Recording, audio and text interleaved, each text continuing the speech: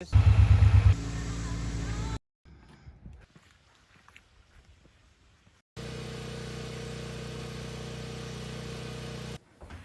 morning and welcome to Full Circle Ozarks. Hey friends, welcome back to Full Circle Ozarks. I got Justin here. We're going to be going over this excavator. I posted a short video a few days ago that talks about excavator shopping. So this is what I ended up with. So we're going to go over this. It's an SY26U. Justin, tell me about the excavator.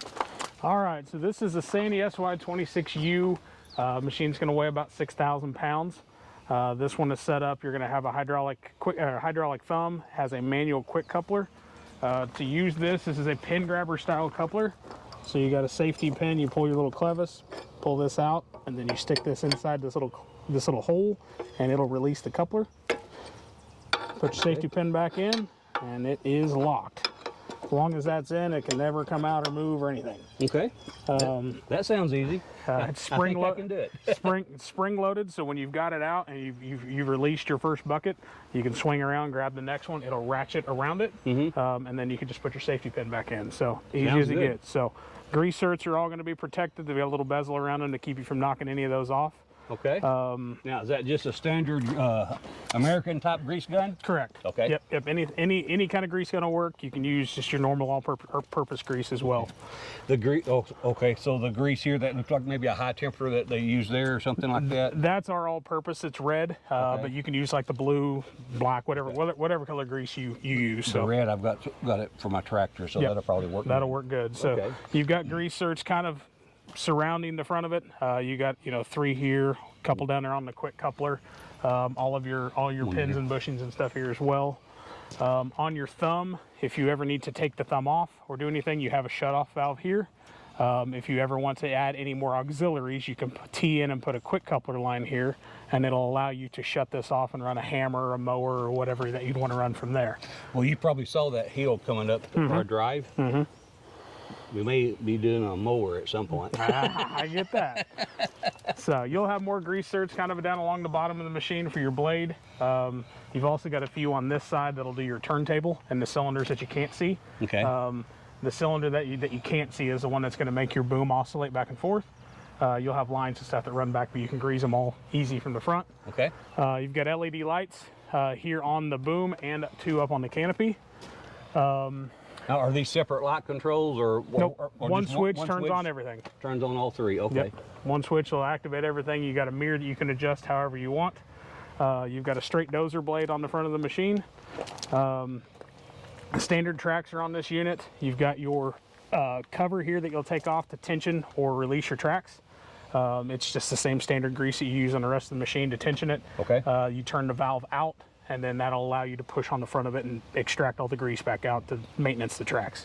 Is there any tips you could give me as I start using it and notice any deflection in the tracks? If I need to add some grease and put some tension on them? Yeah, so typically you're going to see, give or take on average, about 1 inch of deflection. If you're going to be working on a hillside, sometimes it's good to give it a little extra just to maintain that tension to keep you from walking a track off. Okay. Don't leave them that way, because if you leave them tight like that, it'll kind of accelerate the wear of your track. Okay. So give or take that kind of inch of deflection if you're running on flat ground, tension a little bit if you're going to be on some hills or working mowing or whatnot. So just to help you. Final drive, you've got 2 drains and a fill, so you can either do it, obviously you want the drain on the bottom, level line right there in the middle. You can also fill from that as well. Now the 50-hour service, did that include changing the hydraulic fluid? No, all the 50-hour service is just your engine oil and then your fuel filters that are on the machine. So that won't be due. I say to do the first one at the 500-hour service just to catch. The biggest thing on final drives is there's nothing that tells you that there's something wrong until you change it. So unless you see, these are working in dirt, so you may see some mud on it if one's leaking or whatnot, but the best way to catch an issue is when you change it. If it's got water in it, it's going to be cloudy. If it's got metal in it, you've got an issue. So it's cheap maintenance just to do that service when you change your oil. It doesn't hold that much, and then that way you can kind of catch You know, what is it? Probably less than a quart. Yeah, for final yeah. You're drive? going to take maybe 3/4 of a quart of fluid. It's pretty Okay. cheap insurance just to know, hey, it's still clean, it's good. There's no water. My seals are good. Nothing's coming apart. Okay. Working through the cab of the machine, you have a valve located under here that will switch the machine from excavator to backhoe control. Okay. You just spin this little wing nut around, rotate the valve, put the wing nut back. Well, that's convenient and easy. Yep, it is easy to get to. All of your fuses and everything will be underneath this little push pin panel right here. You just Okay. pop these two out, and then that'll lock it. You have a safety switch here, the emergency kill switch. If you're ever in an issue and need to shut it down fast, just stab it, click it to reset it. Okay. Working through the machine, obviously you've got foot pedals. You can run these out of the way if you want to put your feet here. You can run them down if you want to run them. Over here you have your side-to-side switch, so that'll run your boom back and forth. Flipping it down will just allow you to not accidentally step on it. Okay. Seats adjustable forward and back, as well as tensioning the actual suspension of the seat. Both those are done here and here. Okay. It is your typical joystick controlled excavator. So you've got your auxiliary controls up here on this joystick on your right hand side that'll run your thumb or whatever attachments that you're running. And then you've got your blade control and your throttle are all over there on the right hand side of the seat. Okay. Pretty straightforward, easy controls, no knobs, nothing that's going to break or go wrong. It's just handles. Okay. Now, is that a 12-volt power supply right there? Correct. So you got a 12-volt power supply. So if you want to run a a battery, And do I see another 12-volt up here, maybe? No, that's the key. yeah, that's just your key cover. That's the key. So, okay. but yeah, you've got a 12-volt there. So if you want to run a battery or a phone charger or something, you can. Okay. Working around the back of the machine, all this is going to open up nice. I tell you what, I don't think you can see very good. I want to move you over here, so hang on one second. I'm going to jar you around.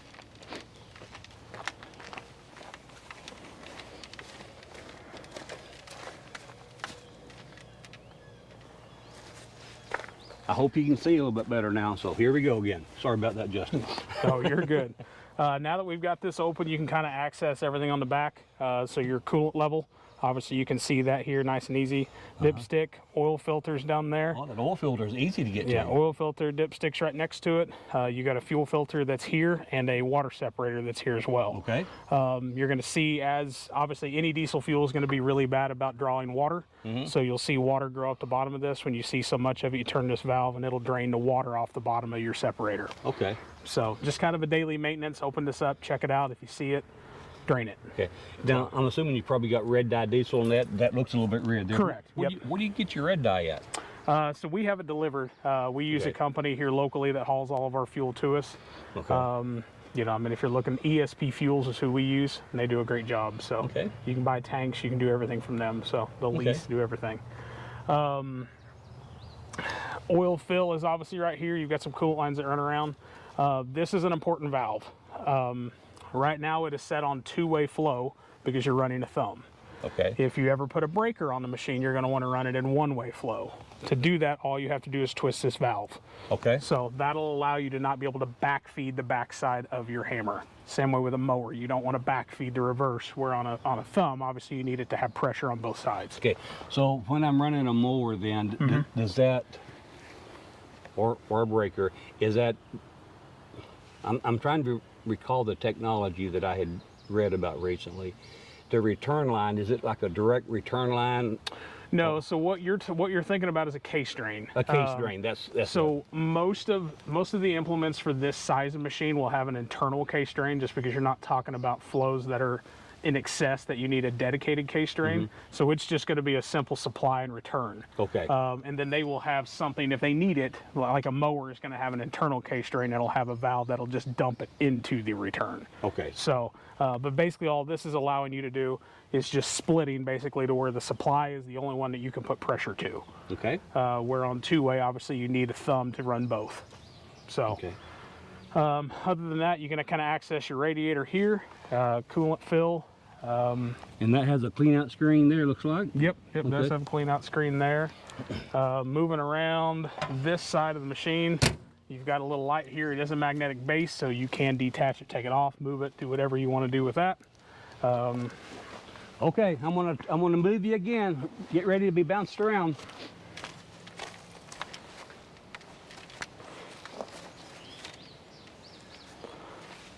hope that wasn't too bad for you. This side of the machine, you're going to have your sight glass for your hydraulic system. Okay. To check that, you just want to make sure you got your machine stretched out, collapsed all the cylinders, put all the fluid and back this in should the be tank. right in the middle.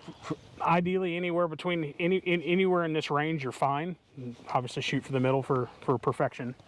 What kind of hydraulic fluid is in this? So these run like a AW, like an ISO 46. Okay. SANY is not specific on brand. They don't produce an oil, so you don't have to worry about any kind of like voided warranties if you're not using SANY oil. So you use whatever you're comfortable with. If you're Rotella, Schaefer's, whatever guy you are. ISO 46 is the key, though. That's the key. Okay. So inside this panel, it is lockable. You'll find your battery. Your hydraulic tank and fill is right here. It is a pressurized system, so you do have to take the pressure off of it before you fill it. And then you have your fuel tank here as well. Air filter is located here towards the back, and then down here below it you have a master shutoff. Ah, master shutoff. Okay, I like that. So you can kill all the power to it if necessary. So I guess sideways like that is on. Mm-hmm. It is on now, and then you can actually pull this out and take it out.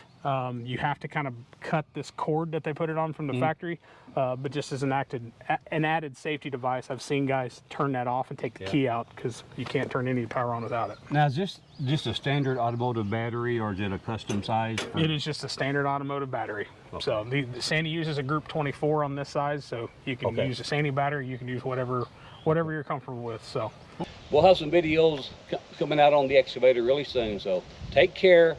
God bless, and we'll see you again on the next Full Circle Ozarks.